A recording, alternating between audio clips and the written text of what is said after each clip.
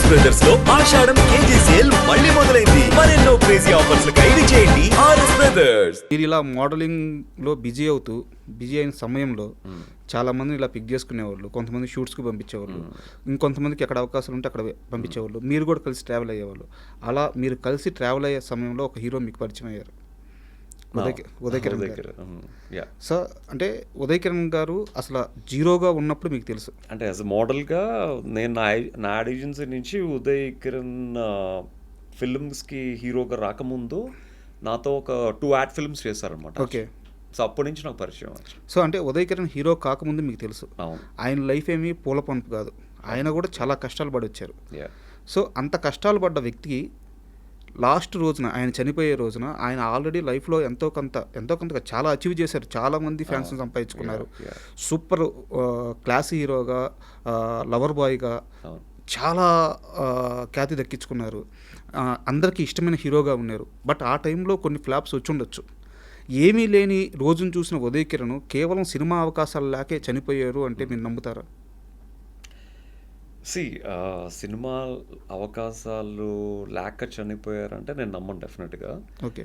So Uday గారికి అప్పటికి ఉన్న ఫేమ్కి తను చాలా చేయొచ్చు యాక్చువల్గా. ఈవెన్ తను తలుచుకుంటే ఒక పెద్ద టీవీ షో యాజ్ అన్ యాంకర్గా చేయొచ్చు, లేకపోతే చాలా చిన్న సినిమాలు చాలా ఉన్నాయి, బట్ దానికి హీరోగా చేయొచ్చు. అంటే ఏ మనిషి అయినా ఫేమ్లో ఉన్నంత వరకే వాళ్ళకి వాల్యూ. మనం ఫేమ్లో ఉన్నంత వరకే మనం ఏది చెప్పినా జనాలు నమ్ముతారు, మనకి పాజిటివ్ కామెంట్స్ వస్తాయి. అదే ఫేమ్లో లేనప్పుడు నేను ఏది చెప్పినా కింద ట్రోలింగ్ చేస్తారు, నెగిటివ్ కామెంట్స్ వస్తాయి. అదేంటంటే మన సక్సెస్ని బట్టే చూసే వాళ్ళకి రెస్పాన్స్ వస్తుంది యాక్చువల్గా. ఇప్పుడు ఈ ఇంటర్వ్యూ కూడా కిందన ట్రోల్స్ చూస్తే ఈడు కూడా చెప్తున్నాడా, లేకపోతే ఈడు కూడా చెప్పేవాడు అయిపోయాడా అని అంటారు యాక్చువల్గా. అనేవాళ్ళు అంటూనే ఉంటారు. బట్ ఈ పొజిషన్ ఇప్పుడు మీ ముందు ఇలా కూర్చుని మాట్లాడడానికే ఒక పెద్ద సక్సెస్. ఈ సక్సెస్కి రీచ్ అవ్వడానికి ఎంత కష్టపడి వచ్చారు అనేది వాళ్ళకి తెలియదు యాక్చువల్లీ. అలాగే ఉదయ్ కిరణ్ గారి విషయంలో కూడా హీ అచీవ్డ్ ఎ లాట్. నేను పక్కనే ఉండి స్వయంగా చూసాను యాక్చువల్గా. So back to back films, చిత్రం, మనసంతా నువ్వే కలుసుకోవాలని కూడా కలుసుకోవాలని, ఇవన్నీ back to back hat trick hero అని చెప్పి తను బీచ్లో షూటింగ్ అవుతుంటే అమ్మాయిలందరూ వచ్చి తన మీద ఫ్లవర్స్ జల్లేవారు అనమాట, రోజ్ పెటల్స్ అనమాట. అసలు షూటింగ్ చేయనిచ్చేవారు, అది విపరీతమైన క్రౌడ్ అనమాట. ఇప్పుడు సోషల్ మీడియా వచ్చి ఇవంతా ఇప్పుడు యాక్టర్స్కి ఆ ఫేమ్ చూస్తున్నారు, కానీ ఏమీ లేని టైంలోనే he have seen that fame అనమాట యాక్చువల్గా. బట్ ఆబ్వియస్లీ అంత ఫేమ్ చూసిన తర్వాత నేను ఒక చాలా సంవత్సరాల తర్వాత ఒక ఈవెంట్కి వెళ్తే he also came for the event, ఒక ఫ్యాషన్ షోకి. ఆ ఫ్యాషన్ షోలో తను కూడా ఒక నార్మల్గా కూర్చున్నాడే కానీ ఒక సెలబ్రిటీకి ఇవ్వాల్సిన రెస్పాన్స్ కానీ ఒక సెలబ్రిటీకి ఇవ్వాల్సిన ట్రీట్మెంట్ కానీ ఇవ్వలేదు యాక్చువల్లీ. ఓకే.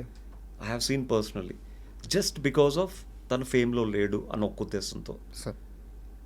సో ఒక మనిషికి ఒక నడుస్తున్నప్పుడు రోజ్ పెటల్స్ జల్లి ప్రతి అడుగులోని పూలతో నడిపించే ఒక ఫ్యాన్స్ ఉన్న టైంలో సినిమాలు 2-3 సినిమాలు ఫ్లాప్ అయ్యేసరికి అసలు ఒక ఈవెంట్కి వచ్చినప్పుడు కూడా పట్టించుకోకపోతే ఆబ్వియస్లీ ప్రతి మనిషికి ఒక బాధ ఉంటుంది యాక్చువల్గా. కష్టం సార్ తీసుకోవడం.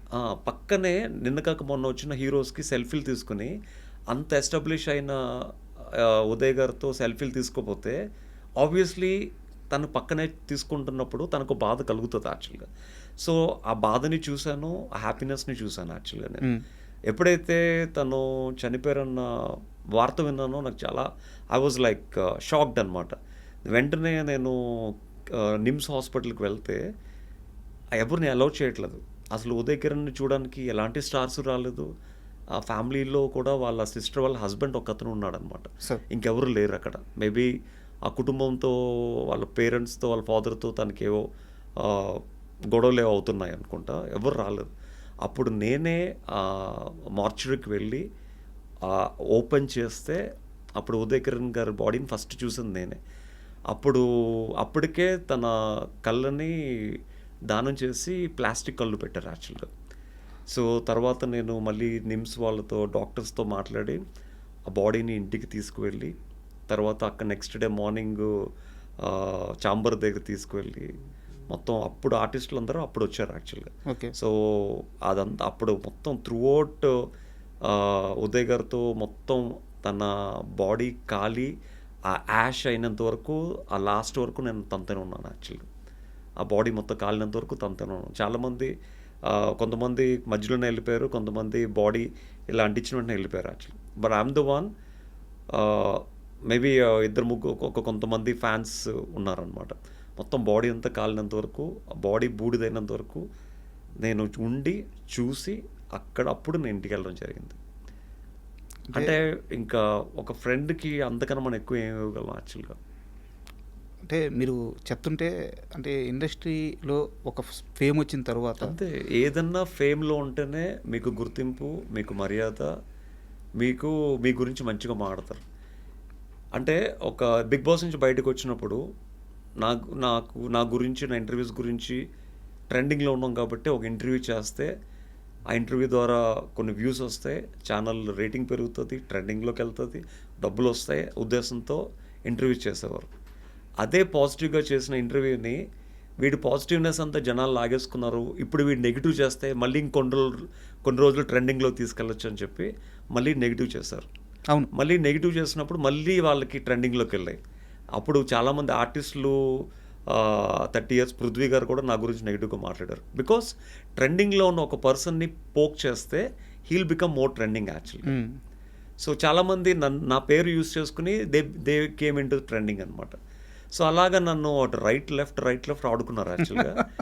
బట్ ఇట్స్ ఓకే, బికాజ్ నా వల్ల వాళ్ళకి ఏదో ఒక విధంగా ఉపయోగం, మీరు అప్పటికే రాటు తెలిపోయారు.